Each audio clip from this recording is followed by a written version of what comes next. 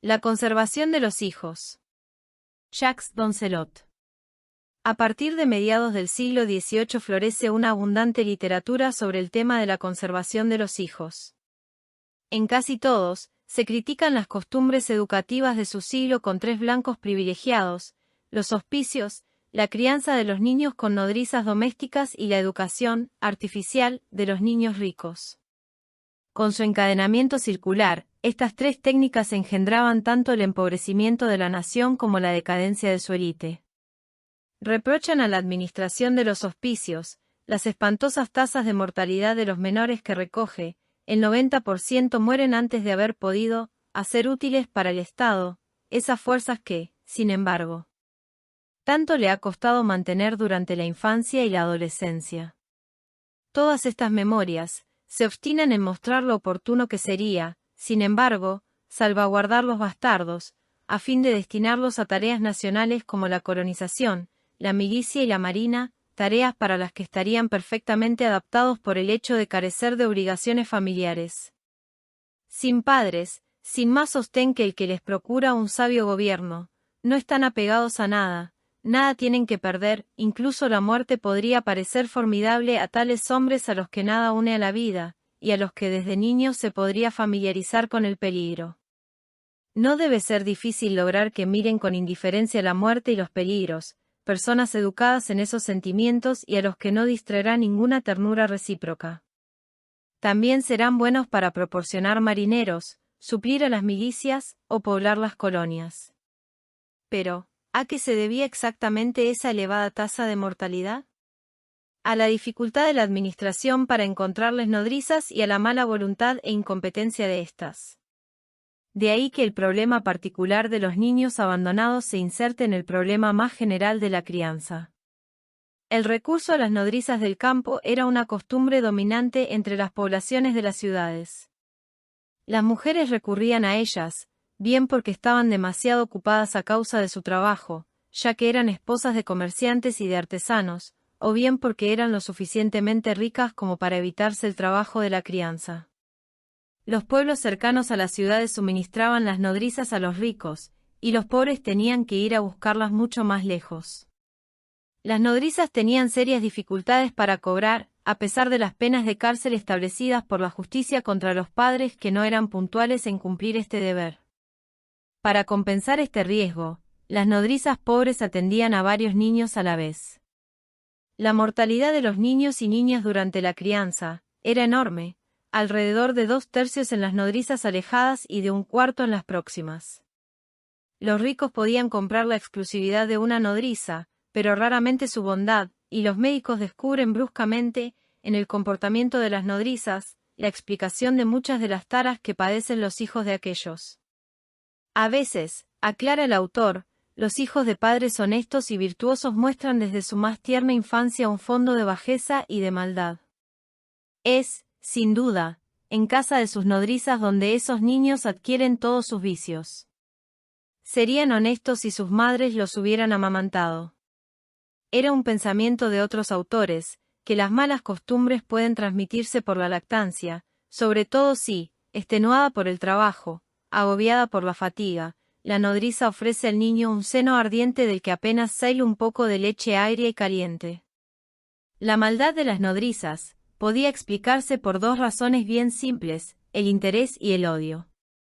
Por ejemplo, el uso de la faja surge cuando las madres, negándose a criar a sus hijos, los entregan a las nodrizas, tendrán para los niños sentimientos de recelo y adoptarán con gusto lazos que les permitan abandonarlo, sin correr ninguno de los riesgos que podrían traicionar su negligencia.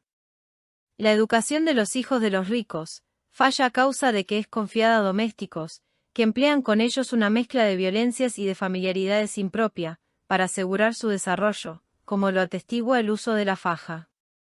Aún es habitual contar con los domésticos para todas las tareas prácticas que están en los inicios de una cierta educación corporal de los niños ricos, encaminada exclusivamente al placer, a la compostura, como, por ejemplo, el papel de los corsés para las adolescentes, tan denunciado por los médicos como el fajamiento de los bebés. El corsé es un ensamblaje de fibras de ballena unidas por cordones que envuelven el tronco con objeto de disminuir el talle. aplicado con fuerza contra el pecho y el vientre, obliga, con el uso, a adquirir la figura deseada y, como precio de ese modelado estético, la letanía de males engendrados por la compresión que impone. A esto se añade, en las muchachas, el confinamiento al que se las somete hasta la edad de su presentación en sociedad, reclusión debilitante, que a menudo las hace ineptas para las tareas maternales y reproduce así la necesidad de domésticos. En el extremo más pobre del cuerpo social, lo que se denuncia es la irracionalidad de la administración de los hospicios, los pocos beneficios que el Estado obtiene de la crianza de una población que solo excepcionalmente alcanza una edad en la que puede devolver los gastos que ha ocasionado, la ausencia de una economía social. En el extremo más rico, lo que se critica es la organización del cuerpo con vistas a un uso estrictamente derrochador por el refinamiento de modales que hacen de él un puro principio de placer, la ausencia de una economía del cuerpo. La fuerza de estos discursos incitando a la conservación de los niños radica, sin duda, en la conexión que establecen entre el registro médico y el registro social, entre la teoría de los fluidos sobre la que reposa la medicina del siglo XVIII y la teoría económica de los fisiócratas. Toda su fuerza militante proviene de la relación que pueden establecer entre la producción de la riqueza y el tratamiento del cuerpo. Ambas producen una inversión paralela, en el primer caso, de la relación entre riqueza y Estado, en el segundo, de la relación entre alma y cuerpo. Hasta los fisiócratas, la riqueza se produce para permitir la munificencia de los estados. La actividad suntuaria. La multiplicación y el refinamiento de las necesidades de la instancia central son las que incitan a la producción. La riqueza está, pues, en el poder manifiesto que dan, a una minoría, los impuestos estatales. Con los fisiócratas, el Estado ya no es la finalidad de la producción, sino su medio, le corresponde regir las relaciones sociales de forma que intensifique al máximo esta producción restringiendo el consumo. La teoría maquínica del cuerpo sobre la que reposa la medicina del siglo XVIII consiste también en invertir las posiciones respectivas del alma y del cuerpo con vistas a la perfección. De todos los seres que Dios ha creado, el hombre es, sin duda, el más perfecto. Encierra en sí esa partícula de espíritu divino, el alma, que el soberano creador le ha dado para dirigir su conducta, moderar sus pasiones. Dios, creando las almas y uniéndolas a las criaturas, les da todas las mismas perfecciones. ¿Qué sucede entonces para que no haya dos que tengan el mismo carácter? ¿De dónde procede, pues, esa falta de perfección que encontramos en la mayoría de los individuos? Si esas diversidades provienen del alma, ésta debería de cambiar con la lluvia y el buen tiempo, lo cual no tiene sentido. Entonces, ¿de dónde provienen? Entre este principio rector de las conductas que es el alma y la extrema irregularidad de los resultados, hay que considerar el peso de un mecanismo cuyas variaciones y alteraciones darían las claves de las manifestaciones del género humano. ¿Qué puede alterar esta mecánica, este ensamblaje de músculos que componen el cuerpo humano? Factores exteriores como el aire y todos los principios deleterios que vehicula, pero también la circulación más o menos buena de los fluidos, su retención o su disipación excesiva que, con el juego de su contracción o de su relajación, repercuten sobre el buen estado de los sólidos, las fibras. Como, por ejemplo, la retención de la leche materna que, encontrando su salida natural bloqueada, se lanza indistintamente en todas las direcciones, según que le opongan más o menos obstáculos, y ocasiona múltiples males. 4. O también la pérdida de esperma por el onanismo, ese aceite esencial cuya pérdida deja a los otros humores débiles y alterados, y engendra las enfermedades de todos conocidas. Rebasado cierto umbral en ese deterioro, los movimientos de las fibras escapan totalmente al control del alma. Y, además, ¿qué es el coito, sino una pequeña epilepsia? Así pues, es necesario situar el alma en el puesto de mando de la circulación de los flujos, teniendo como máxima preocupación su evacuación, el movimiento automático y ese fracaso del alma que es la convulsión. Ya no es el cuerpo el que debe, con sus estigmas o su pureza, testimoniar de la nobleza de un alma, de su desprendimiento, es el alma la que es requerida para dar cuenta de la imperfección de los cuerpos y de las conductas, para aplicarse a dirigirlas mediante una sana regulación de los flujos. Entre la economía de los flujos sociales y la economía de los flujos corporales la correspondencia solo es metafórica. Ambas utilizan de la misma manera la oposición campo-ciudad. La escuela fisiocrática opone la renta de la tierra, la seriedad de la producción agrícola, a las ilusiones de la producción suntuaria. Toda la medicina del siglo XVIII puede, asimismo, ordenarse en torno a esta cuestión, porque los campesinos, y particularmente sus hijos, que tienen una vida más difícil y una alimentación menos rica que la de los burgueses y los nobles, tienen, sin embargo, mejor aspecto. Respuesta: porque no están sometidos a las mismas obligaciones estéticas. Porque en lugar de sufrir los artificios del vestido y del confinamiento disfrutan de los beneficios de un ejercicio regular, porque en lugar de entregarse a las pasiones se ven obligados, a causa de su trabajo, a llevar una existencia regular. Ahora bien, ¿qué es lo que opera exactamente este desplazamiento de la producción rural hacia la aglomeración urbana?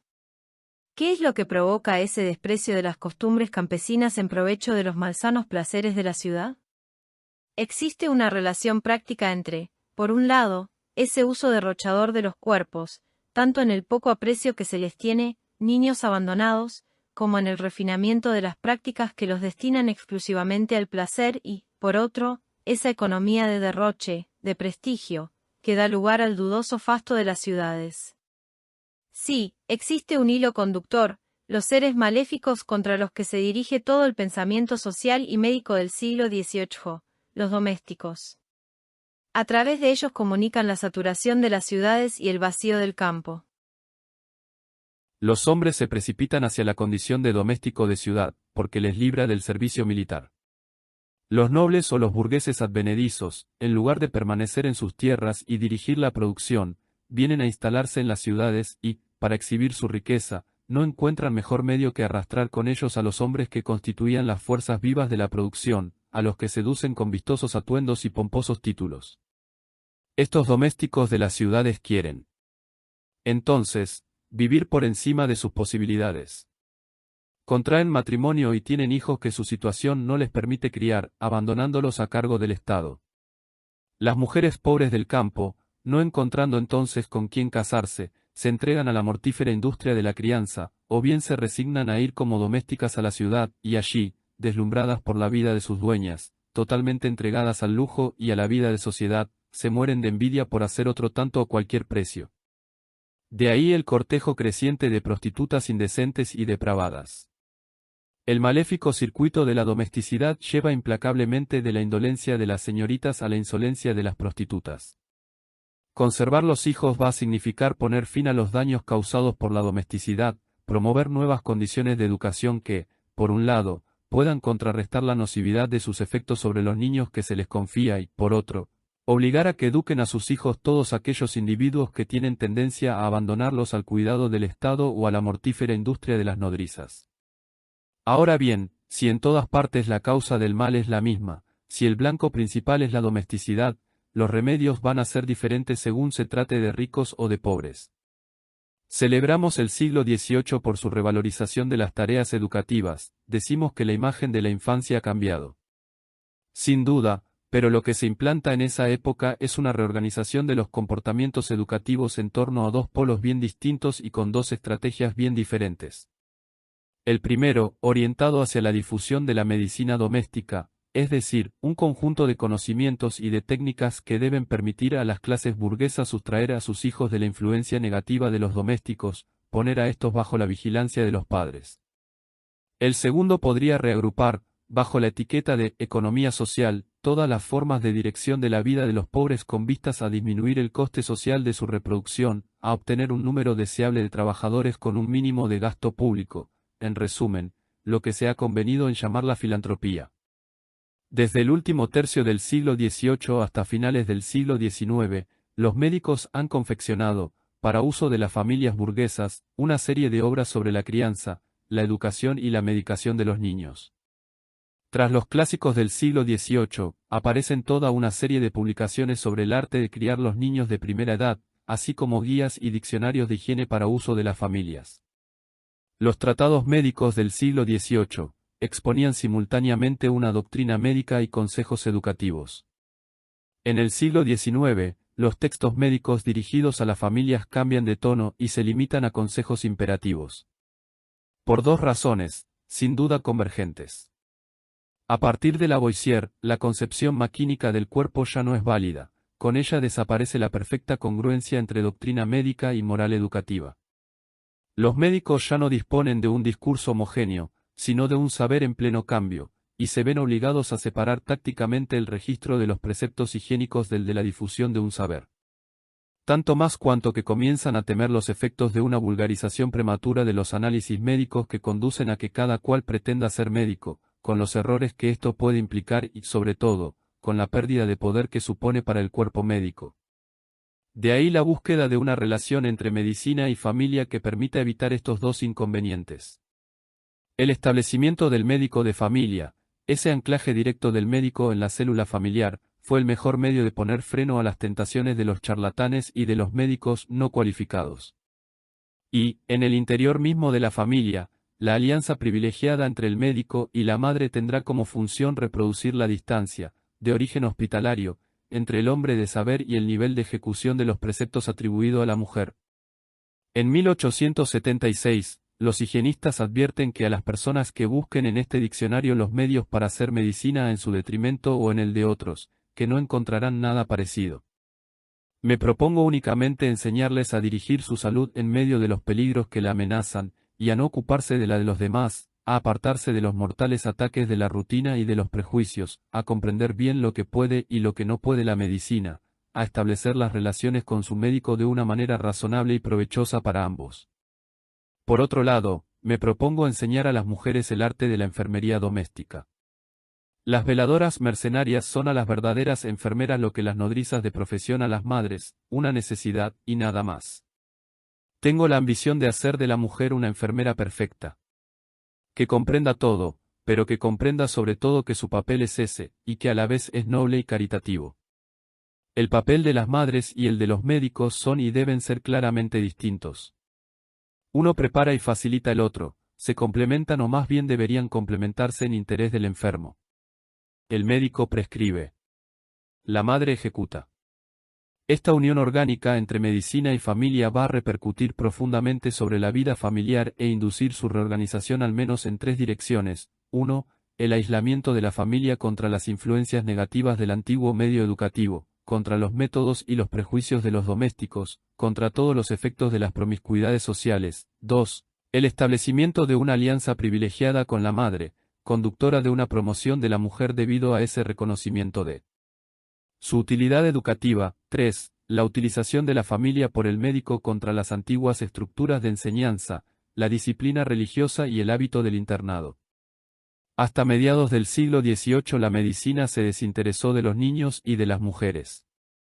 Estas, simples máquinas reproductoras, tenían su propia medicina, despreciada por la facultad y de la que la tradición ha guardado el recuerdo en la expresión, remedios de viejas. El parto, las enfermedades de las mujeres embarazadas, y las enfermedades de los niños, dependían de las viejas, corporación similar a las domésticas y a las nodrizas, que compartían su saber y lo ponían en práctica. La conquista de este mercado por la medicina implicaba, pues, una destrucción del imperio de las viejas, una larga lucha contra sus prácticas, juzgadas inútiles y perniciosas. Los principales puntos de enfrentamiento son, naturalmente, la lactancia materna y la indumentaria del niño. Las obras de los siglos XVIII y XIX repiten las mismas alabanzas de la lactancia materna, prodigan los mismos consejos sobre la elección de una buena nodriza, denuncian incansablemente la práctica del fajamiento de los bebés y el uso del corsé. Pero abren también una multitud de pequeños frentes de lucha, sobre la cuestión de los juegos de los niños, alabanza del juego educativo, sobre las historias que se les cuentan, crítica de las historias de aparecidos y de los traumatismos que engendran, sobre la regularidad de las jornadas, sobre la creación de un espacio específicamente reservado a los niños, sobre la noción de vigilancia, a favor de una mirada discreta, pero omnipresente de la madre. Todos estos pequeños focos de lucha se organizan en torno a un objetivo estratégico, liberar al máximo al niño de las tensiones, de todo lo que impide la libertad de sus movimientos. El ejercicio de su cuerpo, de ese modo, facilitar lo más posible el desarrollo de sus fuerzas, protegerle al máximo de los contactos que podrían herirle, peligro físico, o depravarle, peligros morales, historias de aparecidos con implicaciones sexuales, así pues, desviarle del recto camino de su desarrollo. De ahí la vigilancia de los domésticos, la transformación de la morada familiar en un espacio programado con vistas a facilitar los retosos del niño, el fácil control de sus movimientos. Bajo la acción de esta medicina doméstica, la familia burguesa toma progresivamente el aspecto de un invernadero. Este cambio en el gobierno de los niños era necesario para su higiene, pero también para el tratamiento de sus enfermedades. La educación por los domésticos se hacía según el principio de la mínima molestia para estos, de su mayor placer también, como, por ejemplo, los juegos sexuales con los niños. Producía, a cambio, niños deformados y caprichosos. Niños mimados en los dos sentidos del término, verdaderas víctimas de las enfermedades, y muy difíciles de curar, ya que no seguirán dócilmente el tratamiento que se les quiere aplicar. Por eso el médico necesitará un aliado en la casa. La madre, la única capaz de frenar cotidianamente el oscurantismo de los domésticos y de imponerse al niño.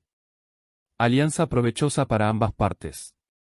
El médico triunfa gracias a la madre contra la hegemonía tenaz de esa medicina popular de las viejas y, en contrapartida, concede a la mujer burguesa, por la importancia creciente de las funciones maternas, un nuevo poder en la esfera doméstica. La importancia de esta alianza parece, desde finales del siglo XVIII, capaz de socavar la autoridad paterna. En 1785, la Academia de Berlín saca a concurso las siguientes cuestiones. 1. ¿Cuáles son, en condiciones naturales, los fundamentos y los límites de la autoridad paterna? 2. ¿Existe alguna diferencia entre los derechos de la madre y los del padre? 3. ¿Hasta qué punto las leyes pueden ampliar o limitar esta autoridad? Entre las respuestas premiadas, la de Pechet, autor de la Enciclopedia Metódica, toma claramente partido por una revalorización de los poderes de la madre. Si las razones del poder que los padres tienen sobre sus hijos durante su edad de debilidad e ignorancia residen esencialmente en la obligación que se les impone de vigilar por la felicidad y conservación de esos frágiles seres, no cabe duda de que la ampliación de ese poder no aumenta en la misma medida que los deberes para con ellos. La mujer, a la que su estado de madre, de nodriza, de protectora, prescribe deberes que no conocen los hombres, tiene, pues, un mayor derecho a la obediencia. Si la madre tiene un derecho más real a la sumisión de sus hijos que el padre es porque tiene mayor necesidad de él. 8. Aumentando la autoridad civil de la madre, el médico le proporciona un estatuto social. Esta promoción de la mujer como madre, como educadora, como auxiliar del médico, servirá de punto de apoyo a las principales corrientes feministas del siglo XIX. Los defectos de la educación de los niños de corta edad en la esfera privada tienen sus equivalentes en la esfera pública. Se denuncia con igual fuerza los peligros que la educación pública ejerce sobre la salud de los niños, argumentando los mismos principios que para proscribir las antiguas costumbres de la faja y del corsé. ¿Acaso no reflejan el rigor claustral y la rigidez de las reglas de los institutos y de los conventos? El amontonamiento, la mala ventilación y la falta de ejercicio ¿acaso no nos hablan del confinamiento de los niños en las habitaciones menos amplias del hogar familiar? La promiscuidad del dormitorio, la amenaza de contagio, los hábitos viciosos que engendra, no son del mismo orden que el riesgo de depravación de los niños por los domésticos sin escrúpulos y sus juegos pretendidamente inocentes. Contra el internado, los reglamentos conventuales de los institutos y los programas recargados, contra esa educación homicida, el médico alerta a las familias e inspira una cruzada de la que saldrán las primeras asociaciones de padres de alumnos a finales del siglo XIX. Y con ella, el inicio de una educación mixta familiar y escolar con la que los padres preparan al niño a aceptar la disciplina escolar y al mismo tiempo velan por las buenas condiciones de la educación pública, mejora de la salubridad de los internados, supresión de los vestigios de castigos corporales, supresión de los peligros físicos que pueden amenazar a sus hijos, cascos de botella sobre los muros, desarrollo de la gimnasia, vigilancia de los alrededores de los institutos, vigilancia de los kioscos de periódicos, de los bares, de los exhibicionistas y de las prostitutas que rondan por allí. Se trata de establecer en la educación pública la misma dosis de liberación física y de protección moral que en la educación privada. Todo esto, por supuesto, solo es válido para las familias acomodadas, las que tienen domésticos, aquellas en las que las esposas pueden dedicarse a la organización de la casa, aquellas que pueden pagar los estudios de sus hijos en los institutos y tienen cultura suficiente como para sacar provecho de este tipo de obras.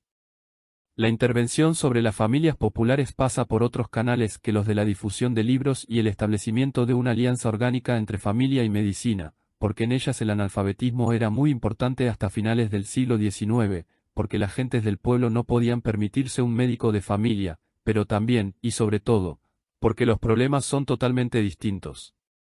En apariencia se trata igualmente de la misma preocupación por asegurar la conservación de los hijos, por extender los mismos preceptos de higiene, pero con la economía social, la naturaleza de las operaciones entabladas es totalmente distinta de las realizadas bajo la égida de la medicina doméstica, y produce efectos prácticamente opuestos. Ya no se trata de evitar a los hijos torpes violencias, sino de frenar las libertades tomadas, entrega a los hospicios de los niños abandonados, abandono disimulado de la crianza, de controlar las asociaciones salvajes, aumento del concubinato con la urbanización en la primera mitad del siglo XIX, de conjurar las líneas de fuga, vagabundeo de los individuos, particularmente de los niños. En una palabra, ya no se trata de asegurar discretas protecciones, sino de establecer vigilancias directas. Habría que hacer un estudio sobre la historia paralela de los conventos de preservación y de corrección para los jóvenes, de los prostíbulos, y de los hospicios. Estas tres instituciones nacen y mueren casi al mismo tiempo. En el siglo XVII, los conventos, bajo el impulso de la Contrarreforma, absorben a las mujeres solteras para destinarlas a fines misioneros, asistenciales y educativos. En la misma época, San Vicente de Paul trata de centralizar los abandonos de niños, de dar una finalidad estatal a esta tarea contra su utilización por la corporación de mendigos que, mediante graves mutilaciones, hacían de ellos objetos capaces de suscitar compasión.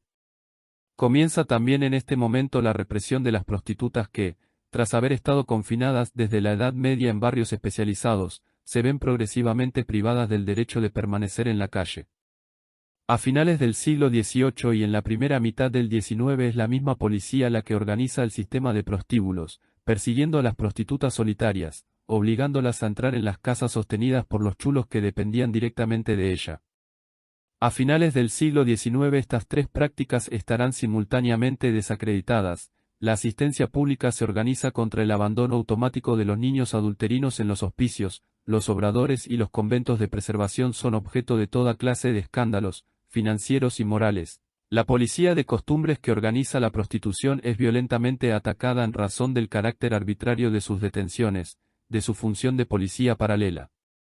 Una misma curva histórica unifica, pues, estos tres tipos de prácticas, en las que se adivina una función de transición entre el antiguo y el nuevo régimen familiar.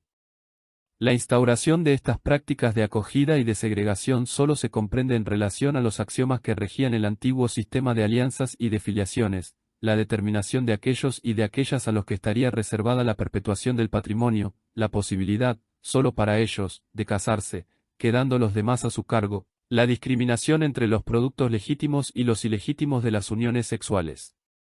El régimen de alianzas no trataba, pues, de coincidir con las prácticas sexuales, al contrario, se establecía una distancia calculada de estas. Había que preservar de cualquier unión inadecuada a las personas destinadas a las alianzas provechosas, había también que disuadir de cualquier esperanza familiar a las que no tenían medios. Todo eso implicaba una separación entre lo sexual y lo familiar, un desnivel causante de ilegalidades más o menos toleradas, generadoras también de continuos conflictos y de un desperdicio de fuerzas útiles. En la familia, este desnivel entre régimen de alianzas y registro sexual amenaza permanentemente la paz de los hogares por las prácticas de seducción y de malversación que engendra, y que los tratados de derecho se esfuerzan en codificar. 11 Para el Estado, los individuos que la ley de alianzas rechaza se convierten en fuente de peligro por su vagabundeo y su miseria, pero también en una pérdida, pues constituyen fuerzas desocupadas. Cuando nacen los conventos de preservación, los prostíbulos y los hospicios, su objetivo explícito es conciliar el interés de las familias con el interés del Estado, conciliar la paz de las familias por la moralización de los comportamientos y la fuerza del Estado por el tratamiento de los inevitables desechos de este régimen familiar, los solteros y los niños abandonados.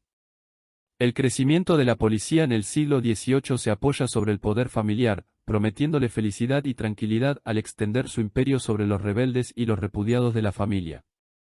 El aparato central está, pues, al servicio de las familias.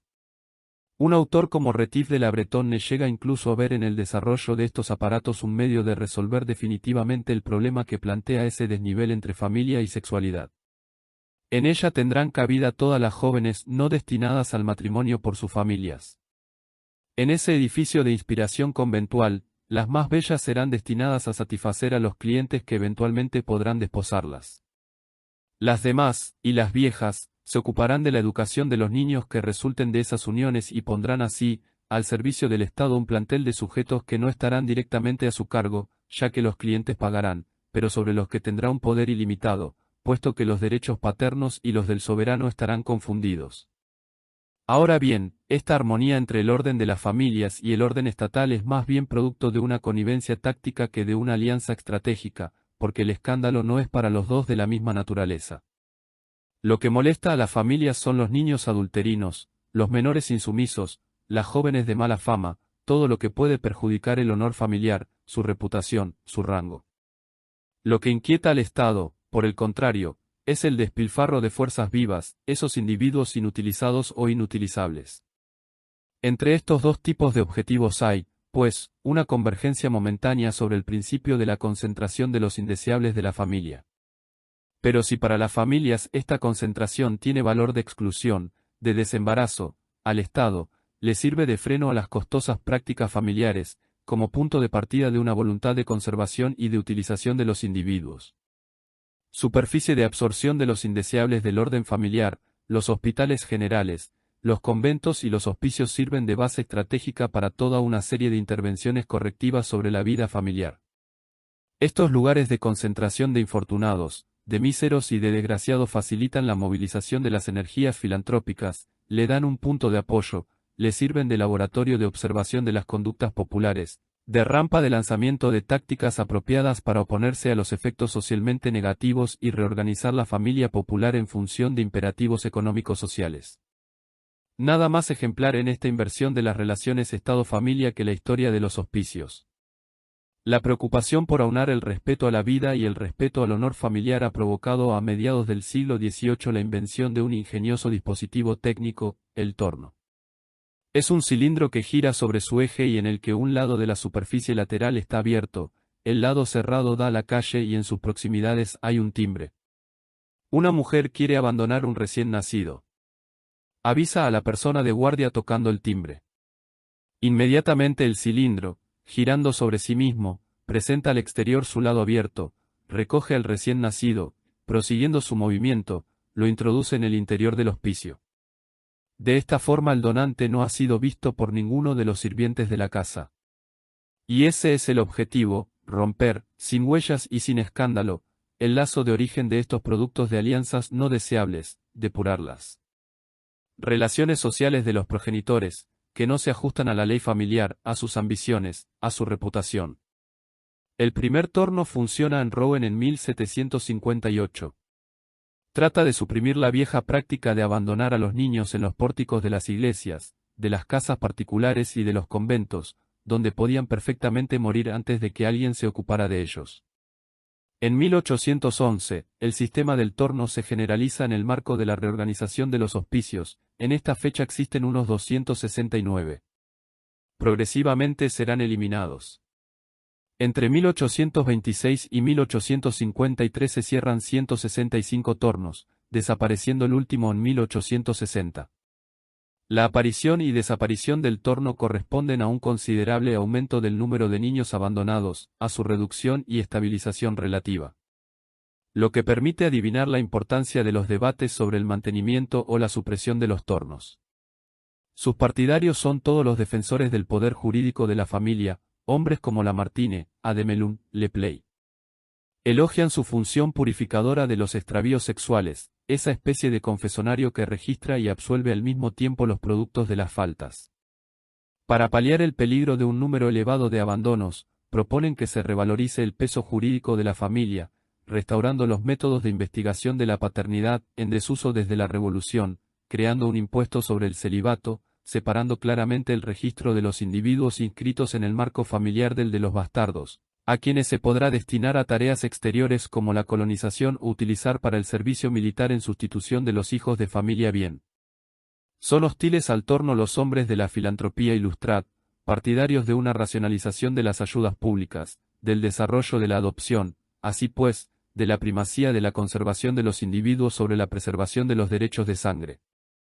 Lo que hace inclinar la decisión en favor de los últimos es el descubrimiento de una utilización popular del torno que no tiene nada que ver con su primer destino, el de simple eliminación de esos objetos de escándalo que son los niños adulterinos.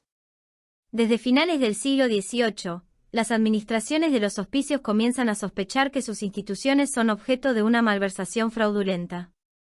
Necker estima que esta loable institución ha impedido, sin duda, que seres dignos de compasión fuesen víctimas de los sentimientos desnaturalizados de sus padres, pero que, insensiblemente, nos hemos acostumbrado a ver los hospicios como casa públicas donde el soberano encontraría justo alimentar y mantener los niños más pobres de entre sus súbditos, y esta idea, extendiéndose, ha relajado entre el pueblo los lazos del deber y del amor paterno. Intrigados por este aumento vertiginoso de abandonos, los administradores multiplican las comisiones de investigación para conocer las causas. Y lo primero que descubren es que entre los niños abandonados hay un número considerable de hijos legítimos. Sobre todo teniendo en cuenta que cuanto menor es la mortalidad en los hospicios, menos escrúpulos tienen los padres. Pero aún hay algo más grave a los ojos de los gestores. No solo las familias legítimas abandonan a sus hijos a causa de su extrema pobreza, sino que algunas que podrían criarlos también pretenden que el Estado los alimente, arreglándoselas para que se los atribuya de nuevo a título de crianza. Desde que la legislación ha regulado la condición de los niños abandonados asignando un salario a las nodrizas, de pronto ha aparecido un nuevo tipo de abandono, que ha conocido en poco tiempo un desarrollo extraordinario. Ahora, la madre que lleva un recién nacido al torno de un hospicio no tiene ninguna intención de abandonarlo. Si se separa de él es para recuperarlo algunos días después con la complicidad de los mensajeros. Cuando los hospicios se llenaron de recién nacidos, pronto se dieron cuenta de la imposibilidad de darles en este recinto los cuidados necesarios. Las nodrizas del campo se hicieron indispensables. Se les confía a los niños y se les asigna un salario por ese servicio. Los mensajeros llevaban los recién nacidos del hospicio a la mujer que debía amamantarlos, y pronto aparecen grandes problemas. Esas mujeres del campo pensaron que obtendrían un gran beneficio abandonando a sus recién nacidos, si, entendiéndose con los mensajeros, podían recuperar días más tarde a sus hijos, lo que suponía asegurarse el salario mensual de nodriza y más tarde una pensión. El fraude desafiaba cualquier investigación. Cuando una madre, ocupada por asuntos particulares, no podía criar a su hijo en casa, los vecinos se encargaban oficialmente del recién nacido.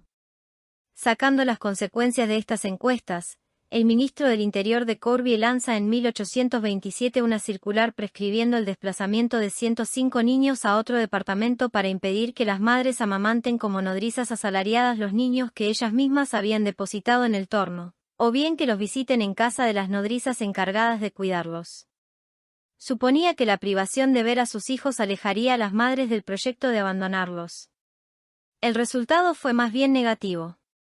En 1837, de Gasparín confirma el fracaso de esta política en un informe al rey en el que expresa la idea de reemplazar la acogida hospitalaria, con sus inconvenientes, por un sistema de ayuda a domicilio para la madre, lo que significaba pagar a la madre el salario pagado por el hospicio a una nodriza, en principio extraña. Y también reemplazar el sistema del torno por el del servicio abierto. El secreto del origen que el torno permitía se prestaba a toda clase de abusos y hacía perder la iniciativa a la administración. Organizando los servicios de admisión no sobre la base de la acogida ciega, sino del servicio abierto, era posible, por un lado, disuadir del abandono, y, por otro, conceder las ayudas a partir de una investigación administrativa de la situación de las madres. Inversión rica en consecuencias, decidiendo proporcionar una asistencia financiera y médica a las mujeres más pobres, pero también más inmorales, se ponía en marcha un mecanismo que implicaba la generalización de esas prestaciones a todas las demás categorías de madres si no se quería ser acusado de atribuir una prima al vicio. De ese modo, lo que pudo darse como ayuda a una madre soltera, a la que deseaba alentar a conservar a su hijo, se convirtió en un derecho tan legítimo, primero para la viuda pobre cargada de hijos, después para la madre de familia numerosa y más tarde para la madre obrera, que había que alentar su continuación. Las ayudas familiares nacen de este modo, a principios del siglo XX, en el punto de confluencia de una práctica asistencial que amplía progresivamente el círculo de sus administrados y de una práctica patronal paternalista, feliz de liberarse a escala nacional de una gestión que le proporcionaba tantas molestias como beneficios. Procedentes también de la extensión del control médico sobre la crianza de los hijos de las familias populares, aparecen, en 1865, las primeras sociedades protectoras de la infancia, primero en París y después en Lyon. Se proponen como objetivo asegurar la inspección médica de los niños entregados por sus padres a una nodriza, pero también perfeccionar los sistemas de educación, los métodos de higiene y de vigilancia de los niños de las clases pobres. En sus revistas tienen, por ejemplo, una rúbrica, Crímenes y accidentes, donde son mencionados todos los hechos que indican malos tratos, todos los delitos de falta de vigilancia, cometidos por los padres. Estas sociedades se apoyan en los comités de patronatos que ya habían nacido a propósito de la vigilancia de los niños del hospicio. Y lo que es más importante, llegan a la conclusión de que en las clases pobres los niños mejor tratados médicamente son los que dependen de la asistencia pública. Argumento que volverá en el análisis de las condiciones de aplicación de su ley de 1874 sobre la vigilancia de las nodrizas. A pesar de los consejos desinteresados de los médicos y de las personas ilustradas, la rutina, la tosudez de los campesinos y los estúpidos consejos de las matronas, mantienen hábitos fatales para los niños, cuya higiene está muy mal orientada, y como prueba me basta añadir un detalle característico: los únicos niños bien atendidos en las regiones pobres, donde la mortalidad ha disminuido hasta el 6%, son los de madres solteras, que han conseguido obtener ayudas mensuales y que están vigiladas especialmente por un inspector de la prefectura, al que temen y cuyos consejos escuchan. Así se constituye la madre de familia popular. Más que madre es nodriza, puesto que tiene su origen en el modelo de la nodriza cualificada del Estado. Continúa con la doble dimensión de su estatuto, la remuneración colectiva y la vigilancia médico-estatal. Debido a este carácter de nodriza, los lazos que la unen a su hijo continúan siendo sospechosos durante mucho tiempo, sospechosos de relajamiento, de abandono, de interés egoísta, de incompetencia incorregible, herencia de un enfrentamiento entre la mujer popular y la asistencia del Estado, en el que el aspecto positivo a los ojos de sus tutores siempre será más el producto de una conjunción y de una proyección impuesta de la madre sobre el hijo que el de un engendramiento deseado. A los niños abandonados se les llamaba hijos de la patria. Para criarlos sin demasiadas pérdidas y al menor coste se les volvía a entregar a sus madres, haciendo de estas, y más tarde, por extensión de todas las madres populares, las nodrizas agregadas del Estado.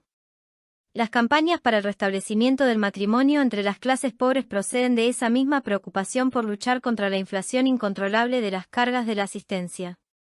Cuando, tras haber agotado todas las consideraciones de alta moral y religión que estaban de actualidad sobre el tema, los observadores competentes de la clase obrera exponen el principal fundamento de sus temores, siempre se trata de la amenaza que se cierne sobre las cargas públicas con esa masa de hijos ilegítimos, abocados al vagabundeo y a una mortalidad precoz. Desde finales del siglo XVIII, una multitud de asociaciones filantrópicas y religiosas se propusieron como objetivo ayudar a las clases pobres, moralizar sus comportamientos, facilitar su educación, haciendo converger sus esfuerzos hacia una restauración de la vida familiar, principal fórmula y la más económica de asistencia mutua. En 1850, la Academia de Ciencias Morales y Políticas vota un texto de apoyo a la Sociedad de San Francisco, para el matrimonio civil y religioso de los pobres, en unos términos que no pueden ser más explícitos. Los hombres situados al frente de los negocios y de la administración saben cuán urgente es disminuir y restringir no solo los gastos de policía y de las investigaciones judiciales ocasionadas por los excesos a los que se entregan las clases corrompidas, sino también todos los gastos que ocasionan a hospicios y hospitales el abandono recíproco de padres, de mujeres y de niños que deberían de haberse ayudado mutuamente como miembros de una misma familia y que, no estando unidos por ningún vínculo social, se vuelven extraños unos para otros. No solo es una necesidad social y una obra de alta moralidad, sino también, para el Estado, los departamentos y los municipios, un excelente negocio, una evidente e inmensa economía. El hombre y la mujer del pueblo, cuando viven en desorden, a menudo no tienen ni hogar ni lugar. Solo se encuentran a gusto allí donde el vicio y el crimen reinan libremente. No economizan nada, el hambre y la enfermedad los separan. De ordinario no tienen ninguna preocupación por sus hijos o, si mantienen relaciones con ellos, es para pervertirlos. Por el contrario, cuando un hombre y una mujer del pueblo, unidos ilícitamente, se casan, desertan de esas habitaciones infectas que constituían sus únicas guaridas y se instalan en un piso. Su primera preocupación es retirar del hospicio los hijos que habían abandonado. Así pues, una vez casados, constituyen una familia, es decir, un centro donde los hijos están alimentados, vestidos y protegidos, envían a sus hijos a la escuela y los colocan de aprendices. Restaurar el matrimonio es, al menos en una primera fase, el papel de las sociedades de patronato. Estas sociedades divergen en sus opciones filantrópicas, entre ellas encontramos la filantropía de las luces tal como ha podido atravesar el período revolucionario, pero también las obras religiosas inspiradas o reactivadas por el espíritu de la Restauración, Sociedad San Vicente de Paul, Hermanos de las Escuelas Cristianas, Sociedad de San Francisco, etc. Pero estas divergencias no les impiden funcionar asociadamente y comunicar entre sí. Por ejemplo, la Sociedad de Caridad Materna, cuyo objetivo es impedir que los niños sean abandonados por las familias legítimas, proporcionándoles subsidios materiales y financieros, envía a las familias ilegítimas que acuden a ella a la Sociedad de San Francisco, que pone como condición para beneficiarse de sus ayudas el contraer matrimonio. Los hermanos de las escuelas cristianas ejercen el mismo chantaje a propósito de la educación de los niños pobres. Por su parte, la Sociedad de San Francisco, fundada en 1826, facilita la obtención de actas administrativas. La importancia de las migraciones hacía difícil a los pobres la obtención de documentos que justificasen su estado civil, concede su gratuidad y una reducción progresiva de las condiciones jurídicas del matrimonio, disminución de la edad lícita de matrimonio para los hombres y para las mujeres. Esto puede explicar la expansión de esta sociedad y otras similares, Sociedad del Matrimonio Civil, Obra de Matrimonios Indigentes. Secretariado del Pueblo, Secretariado de las Familias. Pero esto es poco a la vista de la amplitud del concubinato en las capas populares que, según las regiones, oscilaba entre un tercio y la mitad de las uniones. La calidad de estos matrimonios es problemática. Está muy bien regularizar las situaciones, conceder derechos a la mujer, un estado civil a los niños, escribe Ian Simon 18 pero, en que se convierte la familia una vez concluido el matrimonio. ¿Renuncia el marido al bar para vivir en el hogar? Adquiere el hábito de economizar, pone a su mujer en condiciones de ocuparse de los hijos y del cuidado de la casa. En absoluto, personas honestas se han encargado de allanar por el todo las dificultades del matrimonio, han conseguido sus papeles y los de su futura esposa, obtenido todas las autorizaciones necesarias, pagado todos los gastos, él no tiene más que decir una palabra y firmar en el registro, deja hacer y tras la ceremonia continúa viviendo como antes. Realizados con vistas a ventajas específicas, estos matrimonios solo valen en la medida en que son necesarios para obtenerlas, pero no constituyen la transformación deseada del modo de vida obrero. Son, más que un contrato entre el hombre y la mujer, un contrato entre estos y las sociedades de patronato. ¿Cuál era, pues, la razón de ese descrédito del modo de vida familiar entre los obreros? Las sociedades de patronato lo explican, invocando las dificultades que encontraban. Entre las mujeres, estas sociedades no tienen dificultades para hacerse oír, pero con los hombres la cosa es diferente. El futuro esposo solo da este paso a regañadientes, debe arrastrarlo la mujer. Y si la recepción no es excesivamente cordial, todo está perdido. El hombre, contento con tener un pretexto, se retira con aire soberbio. ¿Por qué esta reticencia? Porque para el obrero el matrimonio está asociado a la adquisición de un estado, tienda, carnicería, oficio, terreno, etc., favorecido por la dote. La mujer aportaba con ella una contribución que debía compensar el coste de su mantenimiento y el de sus hijos.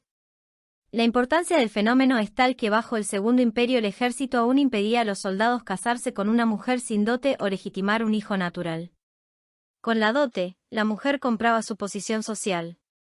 Ya se tratase para ella de casarse o de entrar en un convento, cualquier posición reconocida implicaba esta premisa. Una mujer sin dote quedaba fuera de juego, en dependencia doméstica de su familia o de quien quisiera utilizarla. Tradicionalmente esta dote era proporcionada por la familia, las municipalidades o los cuerpos de oficio. Ahora bien, la desaparición o la reducción del papel de estas instancias, el drenaje por la industria de los trabajadores de ambos sexos libres de sus amarras territoriales o familiares, provoca la aparición de una gran cantidad de mujeres demasiado pobres como para disponer de una dote, por lo tanto, expuestas a aventuras. ¿Con qué reemplazar ese capital inicial que ya no pueden aportar? No será con una suma de dinero, pues son demasiado numerosas. Será con su trabajo doméstico, cualificado, revalorizado, elevado a la categoría de un oficio. Solución triplemente ventajosa. Permitía reemplazar un gasto social por un aumento de trabajo no remunerado. También permitía introducir en la vida obrera elementos de higiene en cuanto al cuidado de los niños, la alimentación. La regularización de las conductas, cuya carencia explicaba la frecuencia de muertes prematuras, de enfermedades y de insubordinaciones, en el origen de ese decaimiento físico y de esa independencia moral de la clase obrera no está la costumbre de vivir en habitaciones alquiladas, de comer en las tabernas. De preferir, en una palabra, la vida social, la vida de bar.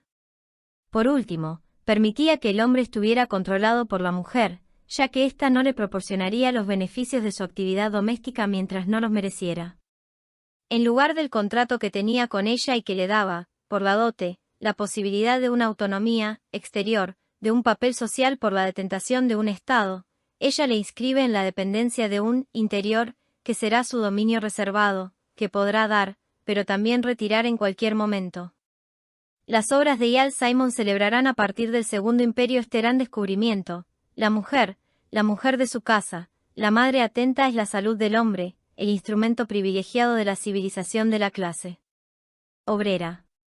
Basta con modelarla para este uso, proporcionarle la formación necesaria, inculcarle los elementos de una táctica de abnegación para que triunfe sobre el espíritu de independencia del obrero. No se trata de un discurso, sino de alianzas efectivas y de operaciones eficaces.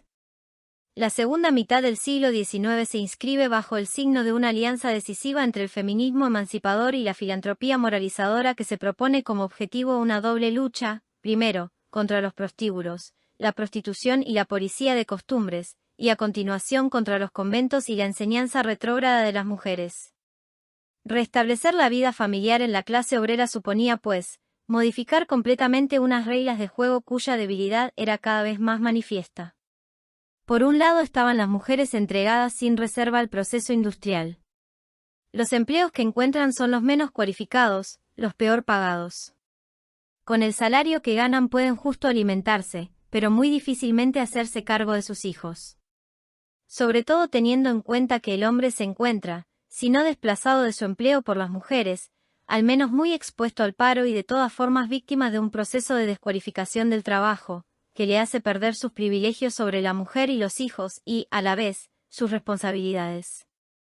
Así pues, no es sorprendente que tienda a desertar de la fábrica para mandar a ella a su mujer y a sus hijos, para vivir a expensas de ellos y dejar que se deterioren su salud y sus fuerzas. Esta explotación desconsiderada del trabajo de las mujeres amenaza a la larga las fuerzas productivas de la nación. Es cómplice de una destrucción de la familia por un abuso odioso del poder patriarcal. Por eso no debe tampoco sorprender si las obreras, en esta situación, se prostituyen y realizan así su quinto cuarto de trabajo. La policía de costumbres, persiguiendo metódicamente a todas las mujeres sospechosas a sus ojos, no hace más que ratificar esta situación en lugar de remediarla, e incluso la agrava, confinando en los prostíbulos a toda mujer sospechosa de entregarse a la prostitución. Pretende preservar las costumbres públicas, pero condena a estas desesperadas a un destino irreversible. Por otro lado, estaban las mujeres que trataban de salvaguardar su capacidad contractual con la adquisición de una dote, y la preservación de su honor buscando su integración en un obrador religioso o en un convento industrial. La considerable proliferación de las comunidades religiosas de mujeres a mediados del siglo XIX se debe a esta persistencia del papel de la dote. Los obradores eran talleres de trabajo femenino organizados por las congregaciones religiosas que querían proseguir su misión de preservación y compensar la expoliación de la que habían sido víctimas durante el periodo revolucionario, poniendo a trabajar a sus pensionistas. Podían tener desde una docena de muchachas hasta 300 o 400, ocupadas en trabajos manuales, principalmente textiles. También se beneficiaban de no tener que pagar impuestos. A mediados del Segundo Imperio, la población de estos obradores se estima en 80.000 y su cifra aumenta hasta finales del siglo XIX. 21 El ingreso en los obradores era un favor, había que inscribir a la familia en los centros de dependencia religiosa y a menudo pagar una pequeña suma. Para las más pobres se había desarrollado, especialmente en las regiones textiles, la fórmula fábrica-convento, compuesta de una dirección mixta, mitad industrial, mitad religiosa. A partir de un ejemplo lionés, la fórmula prosperó, dando 3 casas célebres, un reglamento conventual, un tiempo totalmente ocupado con los servicios religiosos y el trabajo industrial, una vigilancia confiada a las hermanas de San José y a las hermanas de San Vicente de Paul, una remuneración por contrato anual. Todo estaba preparado para seducir a las familias pobres, que podían estar seguras de la preservación moral de sus hijas, y, además, tener la posibilidad de cobrar una suma global a su ingreso o a su salida, y para las jóvenes suponía la esperanza de un matrimonio gracias a estos salarios pagados en forma de sueldo, como a las domésticas. Entre estas dos fórmulas de protección de las buenas costumbres, los moralistas filántropos y las feministas emancipadas denuncian más o menos crudamente la existencia de una especie de círculo vicioso que más que conjurar engendra y reproduce el decaimiento físico y moral de la población pobre. Cualquier mujer, y sobre todo la mujer del pueblo, que está expuesta a más luchas y peligros, debe tener fuerza de voluntad y firmeza de carácter. Una educación que no despierte estas facultades no cumple su objetivo. A la lógica de la preservación para el matrimonio debe, pues, sucederle la de la preparación para la vida familiar, desarrollar la enseñanza doméstica, permitir a la joven, a la viuda, ocasionalmente, a la esposa, tener acceso directo a un trabajo remunerado, crear para las mujeres carreras específicas que las preparen efectivamente para la vida familiar, evitar que las obreras caigan en la prostitución y, finalmente, reducir la rivalidad entre hombres y mujeres inscribiendo las carreras sociales de las mujeres como una prolongación de sus actividades domésticas. La eficacia de esta estrategia familiarista se debe, sin duda, a que articula las trayectorias masculinas y femeninas, atacando progresivamente la antigua situación en la que la mujer hacía la competencia al hombre y el niño a la mujer, lo que daba como resultado la desmoralización de la familia. La entrada de las mujeres en el mercado de trabajo no se encuentra frenada, sino dispuesta, siguiendo un plan que introduce en la carrera femenina el principio de una promoción que pasa por la adquisición de una competencia doméstica. El trabajo industrial de las jóvenes, de las mujeres solteras y de las esposas pobres es reconocido como una necesidad ocasional, pero no como un destino normal. Si el hombre mejora su situación por la estabilidad y el mérito profesional, ella podrá quedar en el hogar y desplegar las competencias que harán de este un verdadero hogar. Y después, sobre la marcha, orientarse hacia profesiones administrativas, asistenciales y educativas, que corresponden más a su vocación natural. Esta flexión introducida en la carrera femenina devuelve al hombre, si no la realidad, al menos la impresión de su antiguo poder patriarcal, asegurándole la responsabilidad principal en el aprovisionamiento del hogar. Y coloca a la mujer en una posición de vigilancia constante del hombre, puesto que estará interesada en la regularidad de la vida profesional, y, por tanto, social, de su marido, de las que dependerán sus propias posibilidades de promoción. Esta estrategia de familiarización de las capas populares en la segunda mitad del siglo XIX se apoya fundamentalmente sobre la mujer y le proporciona un cierto número de herramientas y de aliados: la instrucción primaria, la enseñanza de la higiene doméstica, la creación de guarderías para hijos de obreros, la instauración del reposo dominical, reposo familiar por oposición al de los lunes, tradicionalmente ocupado en farras. Pero el principal instrumento que recibe es la vivienda social.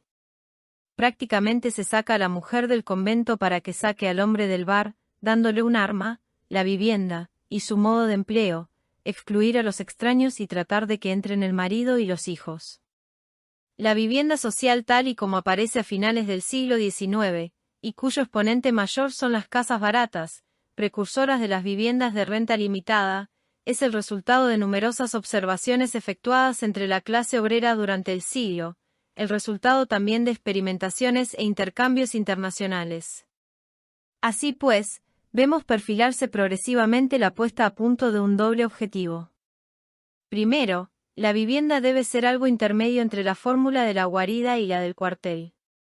La guarida es el resultado de esa costumbre rural y artesanal, que consiste en considerar el local familiar como un escondite, un reducto al abrigo de las miradas de los demás, donde uno acumula sus riquezas como un animal sus capturas, en hacer de ella una pequeña fortaleza donde uno puede ocultarse durante el día y salir por la noche. Esta imagen del hábitat popular que obsesiona a los higienistas no es en modo alguno el producto de una concepción primitiva de la existencia, además de los problemas de calefacción y de protección. La exigüidad de las aberturas de las viviendas populares no dejaba de tener relación con ese uso heredado del antiguo régimen, que consistía en calcular el impuesto por el número de puertas y ventanas. Luchando contra la falta de sanidad y la inmoralidad de estos cuchitriles y de estos sótanos, los higienistas luchaban también contra una concepción del hábitat como abrigo, como lugar de defensa y de autonomía. La fórmula del cuartel ofrece peligros equivalentes en la medida en que agrupa una gran cantidad de individuos bajo un régimen uniforme donde la copresencia de solteros y de familias engendra una disminución de la moralidad y, sobre todo, la imposibilidad de aplicar los reglamentos. Y los responsables del orden ven en estos gigantescos conglomerados una incitación al motín.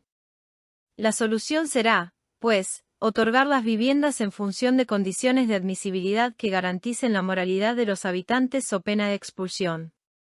Las ciudades que se construyen a partir de 1850, las ciudades Napoleón de París y, por ejemplo, marco de experiencias piloto del patronato paternalista y filantrópico, responden a esta exigencia. El apego del obrero al orden público está garantizado por el deseo de conservar su vivienda, y si él falla, su mujer se encargará de ello. Las investigaciones sobre la disposición interna de la vivienda apuntan explícitamente a favorecer esta función de mutua vigilancia. De ahí la elaboración de un segundo objetivo, concebir una vivienda lo suficientemente pequeña como para que ningún extraño pueda habitarla, y, a la vez, lo suficientemente grande como para que los padres puedan disponer de un espacio separado del de los hijos, a fin de que puedan vigiliarlos en sus ocupaciones y no ser observados en sus retosos. La costumbre de tener uno o varios huéspedes era muy frecuente entre las clases populares, ligada a la antigua organización familiar de la producción que albergaba a los aprendices y a veces a los obreros, ligada también a la carestía de los alquileres. Esta costumbre hacía del espacio familiar simultáneamente un espacio social, paso obligado en los circuitos de recorrido más que en clave de vigilancia y de paz a los ojos de observadores como Blanqui y Raybaud. 26 El arquitecto Arrow Romain, especializado a la vez en edificios penitenciarios y en viviendas sociales, denuncia en esa voluntad aparente de economía la causa de la falta de higiene y de moralidad de las capas populares, puesto que significaba concentrar en una misma habitación a los hijos, niños y niñas juntos, y a veces a los padres. 27 Para remediarlo, las ciudades obreras de Malhof prohíben su alquilar y en Bélgica, Duc-Petiox preconiza separar una habitación de la casa con entrada independiente. Arrojado el extraño queda por distribuir el espacio familiar entre padres e hijos. El objetivo es reducir la parte social de la vivienda en provecho de los espacios reservados a padres e hijos. El dormitorio debe convertirse en el centro virtual, invisible para los hijos. Debe ser, según Fonsagribes, la pequeña capital del pacífico reino de la casa. Los niños deben de tener una habitación próxima a la de los padres, que quitará a la vigilancia disimulada lo que tendría de vejatoria si fuera más aparente, pero que permite conservar lo que tiene de eficaz. La separación de sexos y de edades en la vivienda popular movilizará a los filántropos durante todo el siglo, hasta tal punto se opone a las antiguas formas de organización. Podemos hacernos una idea con este extracto de los debates del Congreso de Higiene Pública de Bruselas de 1851 sobre la cuestión de la distribución interior de las viviendas. Ebrington, para la moralidad y la decencia, la separación de los sexos es indispensable. Un ministro me ha dicho, he hecho todo lo que he podido, pero el dormitorio común me ha vencido. Duc Petiaux, cuando esta separación fuera imposible. ¿No se podría recurrir a la utilización de formas suspendidas para los hijos? Gourrier, habría que separar la hamaca del resto de la habitación por una especie de cortina. Pero se hará un día y será suprimido al siguiente. Ramán de la Sagra, en lugar de las hamacas prefieren ustedes una cama en la que estén juntos los padres y los hijos. Gourrier, supongan que no se establezca esta separación, nuestra obra estaría condenada. Desde las hamacas los niños verían a sus padres. El pudor no sería respetado. Islotes de insalubridad, piezas de un sistema de defensa, refugios de relaciones animales, eso es lo que eran las viviendas populares, las habitaciones de París, los sótanos de Lille, los cuchitriles de Lyon. Y la fórmula de la vivienda social representa una solución a estos tres tipos de inconvenientes. Concebir un espacio lo suficientemente amplio como para ser higiénico, lo suficientemente pequeño como para que solo pueda vivir en la familia, y distribuido de tal forma que los padres puedan vigilar a sus hijos. Se pide a la vivienda que se convierta en una pieza complementaria de la escuela en el control de los niños, que los elementos móviles sean eliminados a fin de poder inmovilizarlos. La búsqueda de intimidad, la competencia doméstica exigida a la mujer popular es una manera de hacer aceptable, de hacer atractivo ese hábitat que pasa de una fórmula ligada a la producción y a la vida social a una concepción basada en la separación y en la vigilancia. Que el hombre prefiera lo de afuera, el ambiente de los bares, que los niños prefieran la calle, su espectáculo y sus promiscuidades será culpa de la esposa y de la madre.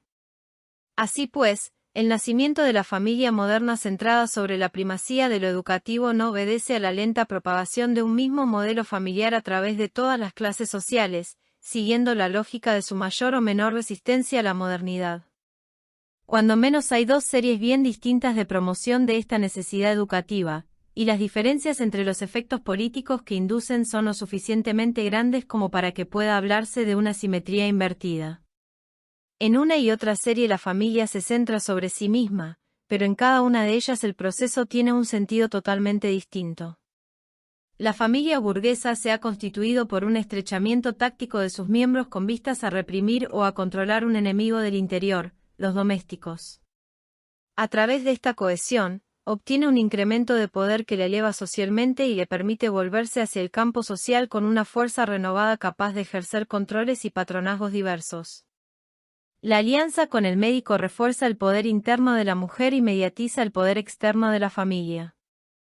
La familia popular se forja a partir de la proyección de cada uno de sus miembros sobre los demás en una relación circular de vigilancia frente a las tentaciones del exterior, el bar, la calle. Sus nuevas tareas educativas las realiza a costa de una pérdida de coextensividad con el campo social, de apartarse de todo lo que la situaba en un campo de fuerzas exteriores. Aislada, en adelante se expone a que le vigilen sus desvíos. Aún más significativa es la diferencia entre las posiciones tácticas de la mujer burguesa y las de la mujer popular. A través de la revalorización de las tareas educativas, una nueva continuidad se establece, para la mujer burguesa, entre sus actividades familiares y sus actividades sociales. Descubre un dominio de misionariado, se abre un nuevo campo profesional en la propagación de las nuevas normas asistenciales y educativas. Y así puede ser a la vez el soporte de una transmisión del patrimonio dentro de la familia y el instrumento de difusión cultural en el exterior. La mujer popular tiene un trabajo antagónico por naturaleza con su estatuto materno, que a veces es necesario, pero que siempre repercute sobre el cumplimiento de su función de guardiana del hogar. Ninguna misión de difusión para ella, al contrario, su misión es velar por la retracción social de su marido y de sus hijos.